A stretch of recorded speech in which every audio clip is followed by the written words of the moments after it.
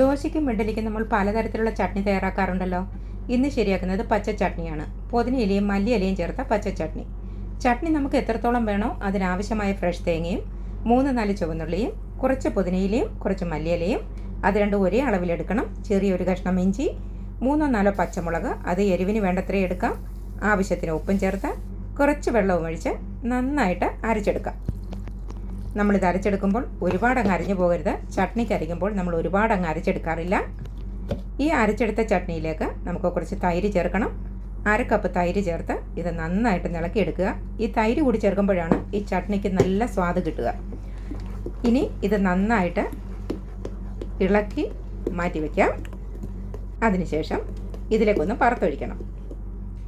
വറുത്തൊഴിക്കാനായിട്ട് ഒരു പാൻ അടുപ്പത്ത് വെച്ചു. 2-3 സ്പൂണ് എണ്ണ ഒഴിക്കാം. ഇത് ഞാനിപ്പോൾ 3 സ്പൂണോളം എണ്ണ ഒഴിച്ചിട്ടുണ്ട്. അത് വെളിച്ചെണ്ണയോ സൺഫ്ലവർ ഓയിലോ മതി. ചൂടായ എണ്ണയിലേക്ക് കുറച്ച് കടുകിട്ട് പൊട്ടിച്ച് അതിലേക്ക് ചെറുതായിട്ട് അരിഞ്ഞെടുത്ത കൊച്ചുള്ളി ഇട്ട്, കൊച്ചുള്ളി ഒന്ന് മൂത്ത് വരുമ്പോൾ അതിലേക്ക് നമുക്ക് അല്പം ഉഴുന്ന് പരിപ്പ് കൂടി ഇട്ട് കൊടുക്കണം. ആ ഉഴുന്ന് പരിപ്പ് കൂടി ഒന്ന് മൂത്തി ചട്നിയിലേക്ക് വീഴുമ്പോഴാണ് നല്ല കുറച്ചുകൂടി സ്വാദ് കൂടുക. അതിനുശേഷം കുറച്ച് കറിവേപ്പില ഇടാം. കറിവേപ്പില ഇട്ടൊന്ന് മൂത്ത് വരുമ്പോഴേക്കും 2-3 ഉണക്കമുളകിടാം.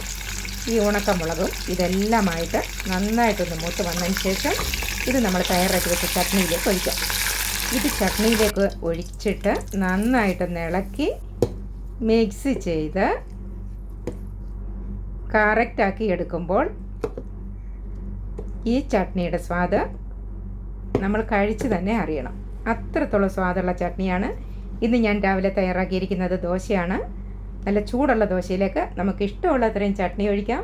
ആ ചട്നിയുടെ അളവ് ഓരോരുത്തരുടെ ഇഷ്ടം അനുസരിച്ചിട്ടാണ്.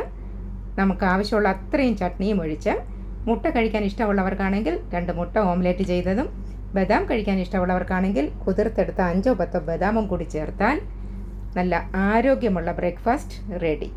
ഈ വീഡിയോ നിങ്ങൾക്ക് ഇഷ്ടമായെങ്കിൽ നിങ്ങൾ ലൈക്ക് ചെയ്യണേ, സബ്സ്ക്രൈബ് ചെയ്യണേ.